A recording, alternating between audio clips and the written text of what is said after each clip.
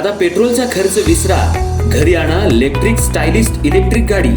100% भारतीय बनावटीची electrics EV electric गाडी आता उपलब्ध।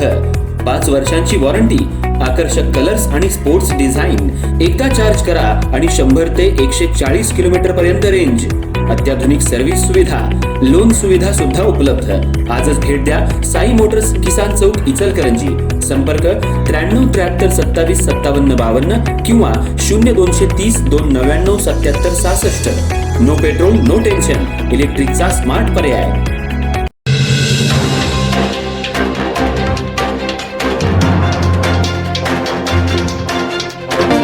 पेठ वडगाव शहरात भर दिवसा धारदार शस्त्रानं पतीनंच पत्नीवर वार करून निर्घृण खून केल्याची धक्कादायक घटना बुधवारी सायंकाळी 5च्या सुमाराला वडगाव बस स्थानकाच्या मागच्या बाजूला एका कॉम्प्लेक्स समोर घडली। या घटनेमुळे वडगाव शहरात मोठी खळबळ माजली आहे।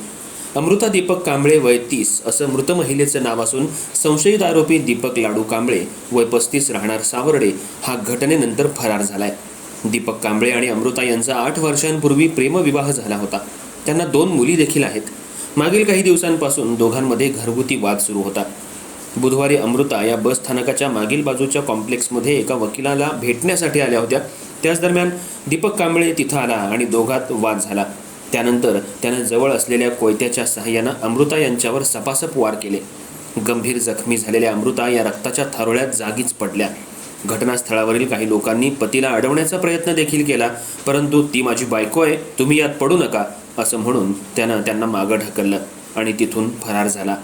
या घटनेची माहिती मिळताच वडगाव पोलीस ठाण्याचे पोलीस निरीक्षक गोरख चौधरी यांनी घटनास्थळी धाव घेत या महिलेचा मृतदेह पारगाव इथल्या ग्रामीण रुग्णालयात पाठवला।